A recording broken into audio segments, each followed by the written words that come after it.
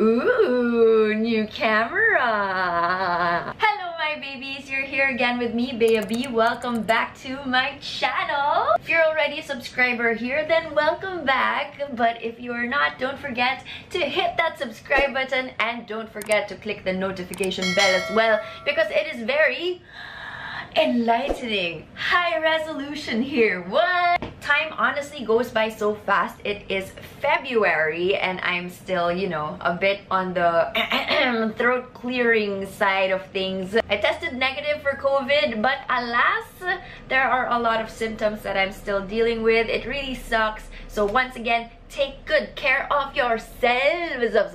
Anyway, so as you can tell from the title, today we're going to discuss how much an Hermes bag costs. Now, I'm gonna limit this to just the bag that I got, because when I posted about my unboxing of my Picotin 18, a bunch of people, like seriously, a bunch of people messaged me and asked me how much it costs. And I would get a little bit iffy. I don't really want to answer that question. I would just say, you know, you can go to the Hermes store and ask. But you know, a lot of people are very persistent, so I just ended up giving the answer anyway. I guess before anything else, I just wanted to discuss how there is an air of like mystery when it comes to Hermes and their prices.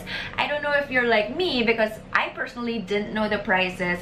I just go with whatever the personal shoppers or the resellers say, but that's because I didn't know that there was an Hermes store here in the Philippines. And when I discovered that, I just went to the store and literally there are prices on the display. So like I saw how the Lindy is like 500,000 pesos, or the Constance, what wallet on chain was that, but it was like 300,000 pesos. So as you can see, our resellers, personal shoppers, or even second-hand sellers of these Hermes bags, they really put quite a patong, you know. Anong patong sa English? They really put quite a premium on, and that's just what I wanted to talk about today. I think there is also an intimidation factor. Like, a lot of people would not go to the store, would not ask an SA for the prices, because they feel like they're gonna be judged, or they're scared of going to the store. I love store experiences, but I'm sure a lot of people do not.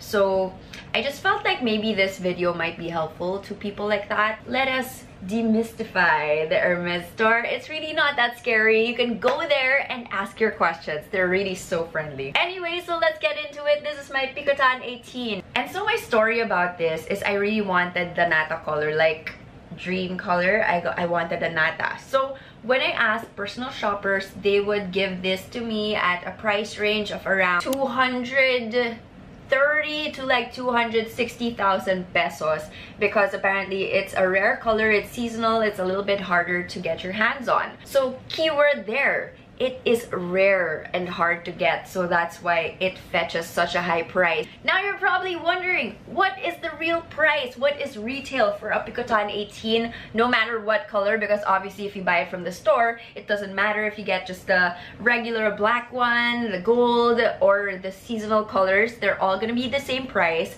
And the answer to that is it is 160,000 pesos. I don't remember if it was exactly 160, but it was around that price range, and I was like slightly mind blown, because from 160 to like 260,000, right? That is a 100,000 peso patong, guys. Oh my god. If we want to talk about another case, is the Evelyn. We have our Evelyn TPM, the smallest one, right? So a lot of our sellers, we would see it online. I'd see it at like 120, 140, depending on the color, once again, or how rare a certain type of Evelyn is. Sometimes even the second-hand ones, if they are hyped, they would still go for like 140,000 or more. It is crazy, because when I was at the store, you know, an Evelyn TPM is actually just 100,000 pesos, 101, something like that.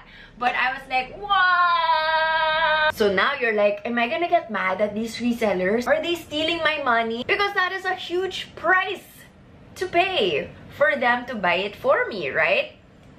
I'm not sure if that's right. So I personally have a lot of feelings about it. At first, I felt betrayal. But I think after going to the store a couple of times and going to Hermes and trying to purchase a bag myself, I kind of understand why there's a premium, why they are increasing their prices to buy things for you. It is because Hermes, it has like a weird system. You can't just buy anything you want, right? You have to wait for the stocks to come in. You have to wait for your SA to tell you that you can buy it. You can't just get it off the rack. So if your bag is, you know, classic, a black one or a tan one or whatever, chances are maybe you could get it in store if you are persistent enough. But sometimes if you really want something, it's gonna be so difficult to get it. And that is why personal shoppers or whoever who buys these items for you, they really will put a premium on it, because they're going to effort, okay? They're going to exert effort to try to get it for you. They're gonna go to the store quite a bit of times. They're going to try to make relationships with these sales associates so they will love them and give them the item. So obviously, you're paying for still hard work on their end. And I think, you know, especially if they're buying it from abroad, they're gonna get it and then they're gonna pay taxes, they're gonna pay shipping, things like that. So obviously all these prices are gonna add up and it's really gonna be very expensive. And sadly, I feel like that's just really the reality of it all. It's just the reality of trying to buy Hermes bags. I'm kind of just neutral. I know what's going on, but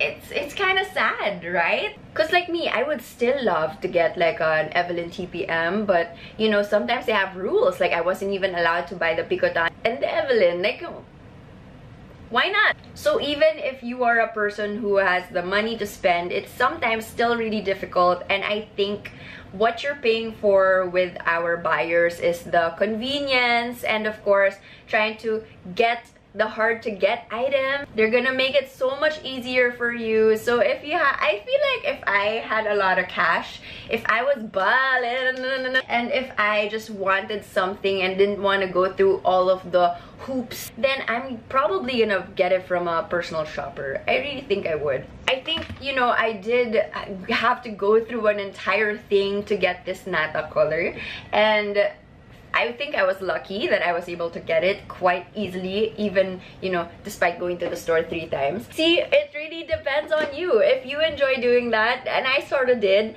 then go and do it. Go to the store and do it. But if you are like me also, because on the one hand, I'm also kind of just like, why I just gotta waste my time, yo? If you are like that, then you don't wanna think about it too much, you know, you just want a bag, then sure, explore other options. If this is what I told myself, I wanted really to go through the entire Hermes store experience, try to buy a lot of bags, buy a lot of shoes and stuff before they give me like an option to get a Birkin or Kelly. But I swear, if my patience runs out and I feel like somehow I have saved enough money, I might just buy it from a reseller.